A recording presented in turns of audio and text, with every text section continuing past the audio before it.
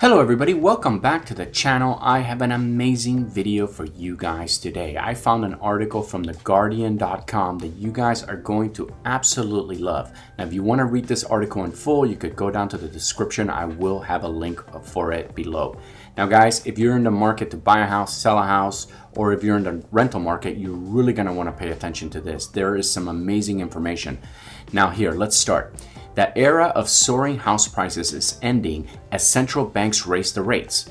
Now this is crazy because you know what? It's happening around the world, guys. This is not just in the United States, but here, let's start. In China, it has already happened. It's already happening. Banks in the world's second biggest economy are under orders to bail out property developers so they can complete unfinished projects. Mortgage boycotts are on the rise because people are unsurprisingly unhappy about paying home loans for properties that they aren't able to occupy.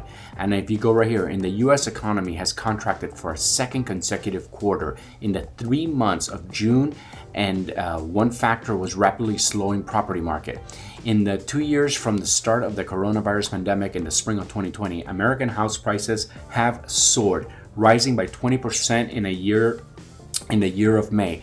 But in the year to May, but the market is cooling fast. The average house price of a new house is dropping sharply. Remember, guys, right now in the United States, because of rising interest rates, home builders have slowed down. You know what they're trying to do in essence is it's becoming too expensive, right?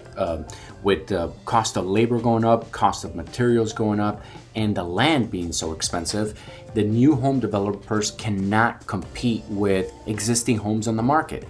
And that is kind of becoming a problem because what it could lead to is unemployment within the home builders, right? A lot of people, remember, there's a lot of people live off contracting jobs here, but let's keep reading. In Britain, it appears to be buckling the trend. According to figures from the Halifax, the country's biggest mortgage lender, house prices are rising at an annual rate of 13%, the highest in almost 2 decades. Here, too, the picture is changing. Last week, the Office of National Statistics published data for housing affordability based on the ratio of property prices to average earnings. In Scotland and Wales, the ratio was 5.5 and 6.0 respectively, below peaks reached at the time of the 2007-2009 global financial crisis. In England, the ratio was 8.7, the highest since the series began in 1999. So basically, what does this mean? This means that people can't afford to live in their communities, right? And when that happens, it's a clear indication that the prices have to come down. Within England, there were regional variations. Newcastle upon tiny blah blah blah. Look, lowest 10%. Here, let me read right here. Hold on. The cost of an average home was 12 times the annual income of someone in the lowest 10% income bracket. In London, it was 40 times, and it is almost certainly higher now. Wow, that is crazy. To me, that is usually a great indication that things are, off balance. Here, let me keep reading. This has been true around the world, why? From New York to Vancouver, from Zurich to Sydney, from Stockholm to Paris, the trend of house prices has been relentlessly upward. Until now, at least, central banks in the West are aggressively raising interest rates, making mortgages more expensive. Even before the US Federal Reserve last week announced a second successive 0.75 point increase in the official borrowing cost, the new borrower taking out a 30-year fixed home loan was paying at a range of about 5.5. double that of a year earlier. So here, before we keep going real quick, I want to show you something. This is the Redfin weekly housing data, okay? And this is for all metros.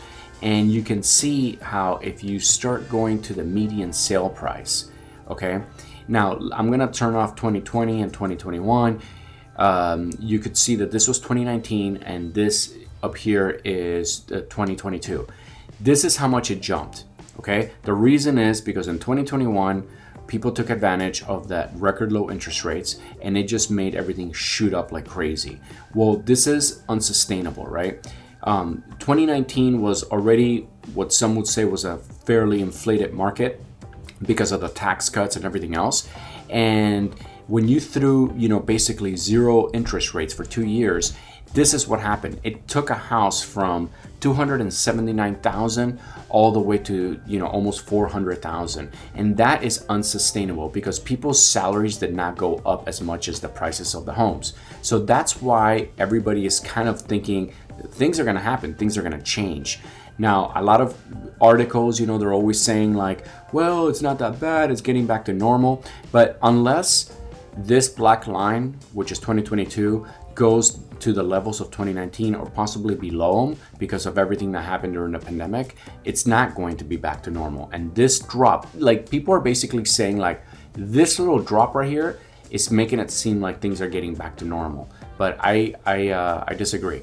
I think it's gonna be like back to normal, and then it's like crash, right? I think we're gonna go into a scenario like that.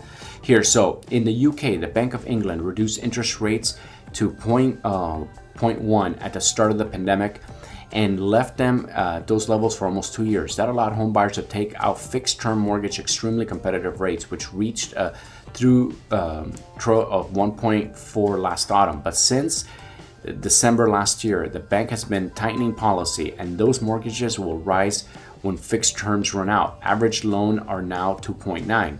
So again, every country, right, is raising the rates, and it's making basically when you raise the rates, you don't just slow down the mortgage industry, right?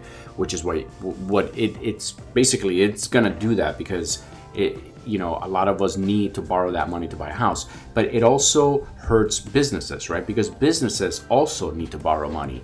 All businesses need a line of credit because sometimes, when they ship out product and they're waiting for money to come back or whatever, there's a little bit of in-between time that they need a little bit of cash to get them through those times.